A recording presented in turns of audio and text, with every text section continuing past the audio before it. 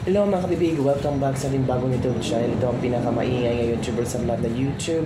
Ako si Kabibig, maglabag-labag na tayo with evidence. So ito kabibig ha, I don't know kung payag ba kayo o hindi kayo payag sa statement or merong speech si Congressman Kiko Barzaga mga kabibig. Ito ang kanyang bagong pananaw. Nanawagan siyang humiwalay ang Mindanao. Uy, ba't ang Mindanao lang? Isama nyo na ang Visayas. Formal na mananawagan sa Kongreso si Representative Kiko Barzaga sa napapanahong usapan tungkol sa Mindanao secession. Kasabay ng banat laban sa mga elitista ng Luzon na umano'y sumisipsip sa pundo ng bayan. Naku po mga kabibig, ito yung panawagan ni Congressman Kiko Barzaga. Ano sa palagay niyo kabibig? Nasa panahon na ba itong humiwalay ang Visayas at Mindanao sa Luzon? Dapat na ba na magkaroon ng dibisyon sa tatlong islands ng Pilipinas, ang Luzon, Visayas at Mindanao? Ano sa tingin nyo? So, ito ang video at panawagan ni Congressman Kiko Barzaga. Please watch this video. My fellow citizens, it's now time for us to heed Mindanao's calls for secession. As the second largest island in our country with a population of almost 28 million people, the interests of the people of Mindanao is not one we can ignore or consider as less important than those of the people of Luzon. In the past 3 years, the Marcos administration has been criticized for its biased policy and its favoritism towards the NCR. And with the recent flood control anomalies being traced back to the residences of corrupt politicians in the NCR, the calls for Mindanao secession has gradually increased. Mindanao is capable of being entirely self-sufficient. With their abundant natural resources and competent labor force, they can successfully thrive as an independent nation, which makes the fact that the corrupt national government excessively taxing them for the benefit of Luzon's politicians very upsetting. I can sympathize with their anger. As a representative from Cavite, it disgusts me that the government funds for developing provinces like ours are being funneled by Congress into the pockets of corrupt politicians that reside in exclusive subdivisions in the National Capital Region, like Forbes Park and Esmariñas Village. The money that could have saved millions of Filipinos being used instead on overpriced houses, watches, cars, and planes. The desire for secession of Mindanao in response to the extreme corruption of the wealthy elites of the NCR who look down upon them as lesser beings is a very valid sentiment, and one that I wish to bring to our government. I should ask both Congress and President Marcos to start considering and discussing a possible change to our natural territory in order to meet the desires of our citizens. So yun na nga kabibig, narinig nyo na ang punto por puntong explanation ni Congressman Kiko Barzaga kung bakit gusto niyang na mahiwalay ang Mindanao sa Pilipinas. Wag lang po ang Mindanao, isalin nyo na po ang Visayas. Ito ang mga komento ng ating mga netizen tungkol sa speech ni Congressman Kiko Barzaga. Dapat ihiwalay na ang Mindanao para sa namumunong tapat. Total uso naman ang Bendalo. Sama muna lang Congressman Barzagang maghiwalay ang Visayas, wag lang Mindanao. Yes, I will support Mindanao. Oh. Yes na yes po, agree. May ibang bansa na ako sa Pilipinas. Noon ko pa to gusto na ihiwalay ang Mindanao sa Luzon. Kasi Duterte ang gawin naming presidente sa Mindanao. Katulad dito sa Singapore, maliit lang pero progresibong bansa at strikto pagdating sa batas. Kasi ang Luzon ayaw magpadisiplina. Kaming mga taga Mindanao, sanay kaming disiplinahin, lalo na kaming mga taga Davao. Kita nyo namang halos taga Mindanao, Bisaya, yung nagbibigay karangalan sa Pilipinas. Yung ibang presidente ng Luzon, laging isyo mga kurakot. Alaka. It's a big yes for me. Pwede naman kasi ulit-ulitin lang nila yan hanggang nakaupo sila dyan. Kasi nakalatay na yan sa dugo nila ang mga magnanakaw. Walang kabusugan ang mga buaya dyan sa Manila. Ano yan mga kabibig? Ito pa. Tama lang, wala kasing kwenta ang namumuno dito sa Luzon. Puro pangungurakot ang alam at pahirapan ang taong bayan. Ito pa ha. North ang South Philippines, lalong maghihirap ang bansa at babagsak ang peso. Mas madali na lang sakupin ang ibang bansa na may interest sa Pilipinas. Ang solusyon ay magkaisa, hindi magkawatak-watak. Sige nga, para makita ng Luzon kung paano mag-improve ng malaki ang Mindanao. Okay din naman yan, parang yung mga nilipat na sa Mindanao, yung mga mga businessman at mga investors. Isama nyo na po ang Visayas kong. Huwag nyo na pong Mindanao lang. Yes, hiwalay na kami sa mga magnanakaw. Yun, makabibiga. Yun ang mga komento ng ilang mga netizen. Ikaw, payag ka ba? Ikaw, taga Mindanao, taga Visayas. Payag ba kayo na humiwalay sa Luzon? Na tila ngayon yung parang ramdam ng mga taga Mindanao, hindi lang taga Mindanao, pati taga Visayas, na parang na burden na tayo sa sobrang corruption. Parang kung ang corruption ay nasa Luzon, mostly parang masasali ang taga Mindanao, parang masasali sila sa gulo at corruption sa Mindanao, sa Luzon. Ito, kabibig, kung yan ang panawagan ni Congressman Kiko Barzaga, eto na.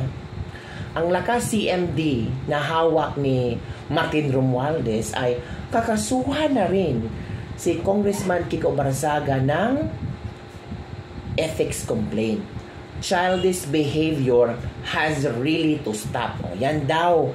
Childish behavior daw ang pinapakita ni Congressman Kiko Barzaga. Kaya ang Lakas CMD, ang members of Lakas Christian Muslim Democrats are contemplating filing an ethics complaint against Representative Francisco Barzaga or Kiko Barzaga over his unsubstantiated allegation against lawmakers. Yan na.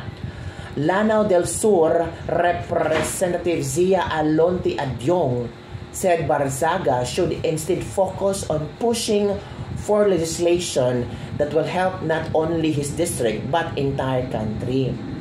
Adyong also denied Barzaga's post that a recent meeting of the members of the Lakas CMD at the Manila Golf and Country Club is about late Representative Martin Romualdez serving as state witness by the Department of Justice, protecting House Minority Leader Sandro Marcos and supporting Bongbong Marcos Jr. in exchange for protecting former Senator Bong Revilla, J.J. Suarez, Roman Romulo, Adyong, and that Senator Francis Escudero will be implicated by First Lady Liza Marcos using the Independent Commission for Infrastructure ICI. Sabi ni Adyong, it's pure nonsense. Sabi ni Adyong na posibleng magfa-file sila ng kaso. Sabi ni Adyong, I think it's easy to make all these bold statements, but our priority really, as a member of House of Representatives, your primordial concern really is to represent your district. Number 2 is to pass legislation to introduce bill which you think will be helpful to advance the welfare of the people and not busy yourself spreading lies about your colleagues. Nako, yan nakabibig. Spreading these lies about the members, tarnishing the reputation of those members, especially those members who are not even present during the meeting. Lakas members are seriously contemplating filing an ethics complaint. Nako, this has to stop. I mean, this spreading of lies and bold accusations against the members of House of Representatives without even providing any shred of evidence has really to stop. This kind of behavior, this childish behavior has really to stop. Yan, makabibig. Adyong also advised Barzaga to focus more on his district. He should focus on filing, introducing legislation that will help only not his district but also ang Pilipinas because that is his primordial concern. Sabi pa ni Adyong na itong ginagawa ni Barzaga should not be tolerated because we've been tolerating him for quite some time. Naku po, delikado na si Kiko Barzaga. Paano yan kabibig? Ang dami ng ethics complaint yung isang kongresista, nakasuhan si Kiko Barsaga, tapos na late si Kiko Barsaga kasi sa sobrang yung palaro ng mobile games. Ngayon, ang lakas CMD members, para nag-iisip na din sila na file ng kaso si Kiko Barsaga, mga kabibig. Nako, ano ang inyong reaction hinggil dito, mga kabibig? Ano ang inyong reaction dito? Nako, for me, parang parang posible, kabibig, lalo na ngayon ay si Kiko ay labas ng video urging for separation of Visayas, Mindanao sa whole Philippines. Sabi dito, mga kabibig, na isang netizen, let's face it, this isn't just a battle between leaders, but also among citizens themselves. It's a win-win situation. Luzon can have the likes of Aquino, Rojas, Soto, Lacson, or Marcos. Here in Mindanao, we're good with the Dutertes. Mindanaoans will surely survive. We deserve better. I-include nyo po ang Visayas, kawawa naman. Call me selfish, but it is about time to respectfully separate Mindanao from Visayas and Luzon and Barm. The beginning may be tough, but I know good things are ahead. Laka. It's a classic leader, it's a classic example of a leader who envisions beyond his political lifespan. What our country truly needs are visionary leaders, those who plan for the nation's long-term progress, not just for the next election. Unfortunately, many leaders today focus on short-term programs like Ayuda, which, while helpful in the moment, are often used as political tools to secure voters rather to achieve genuine and lasting development. Yes, pabor kami dyan na humiwalay na ang Mindanao. Katulad sa Singapore, humiwalay sa Malaysia. Ngayon, napaka-progressive ang bansang Singapore. Nakakabibig. Parang kinakabahan ako. Parang marami ang agree kay Kiko Barsaga. I agree with you, Congressman Kiko Barsaga. I'm from Davao City, and our city alone is so rich with food, veggies, fish, agri-complete food with banana exporting with billions of pesos, mining, and so many people from Luzon invest now in Davao City, the safest city in our country and a very promising city, plus the rich resources for all cities in Mindanao. Nako, yan na sinasabi natin, mga kabibig. So ano ang yung reaction, kabibig? Okay lang ba na humiwalay ang Mindanao? Baka sisigaw din ang mga taga-Visayas na isali nyo naman ang Visayas, kawawa naman ang mga Cebuano. Ang Mindanao at Visayas, mga Cebuano din ito. So kabibig, ano ay yung komento? Okay lang ba humiwalay ang Visayas at Mindanao sa buong Pilipinas? Nako, na invention, na vision na ng mga Dabaweños sa the next Singapore, ang Mindanao. Yun lang po, kabibig. Don't forget to like, subscribe, and share this video. Bye everyone. See you next time.